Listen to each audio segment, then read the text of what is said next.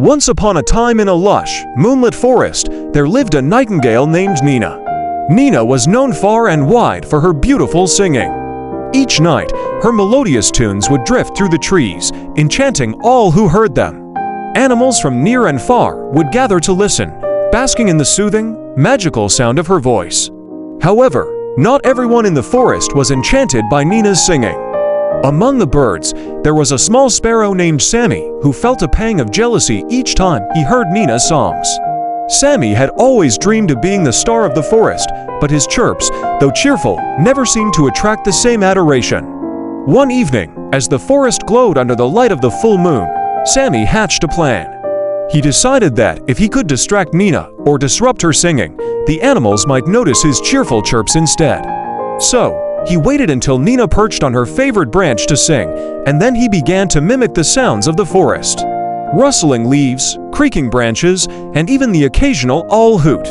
At first, the animals were confused by the sudden cacophony of noises. They looked around, wondering what had happened to Nina's usual serene melody. Nina herself paused, puzzled by the strange interruptions. But instead of getting frustrated, she listened carefully and began to weave the forest sounds into her song. Nina's new melody, incorporating Sammy's noises, was even more enchanting than before. The animals were mesmerized by this new composition, and they applauded even louder. Sammy's heart sank. His plan had backfired. Instead of diminishing Nina's charm, he had inadvertently added to it. Feeling dejected, Sammy flew away to a quiet part of the forest. He perched on a lonely branch, far from the cheering crowd, and sighed deeply. He had wanted to be noticed, to be appreciated, but now he felt more invisible than ever. Just then, Nina fluttered down beside him. "Sammy," she said softly, "I heard your sounds tonight. They were beautiful. You added something special to my song." Sammy looked up, surprised. "You really think so?" he asked.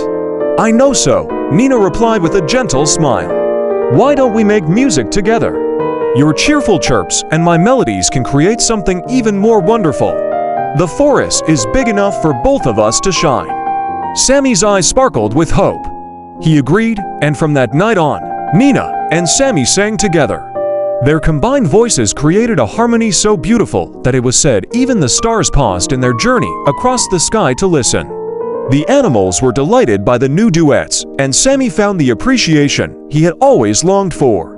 More importantly, he discovered that sharing the spotlight with Nina was far more fulfilling than standing in it alone. And so, the forest became a place of joyful collaboration, where every creature's unique voice contributed to the symphony of the night. And they all lived harmoniously ever after.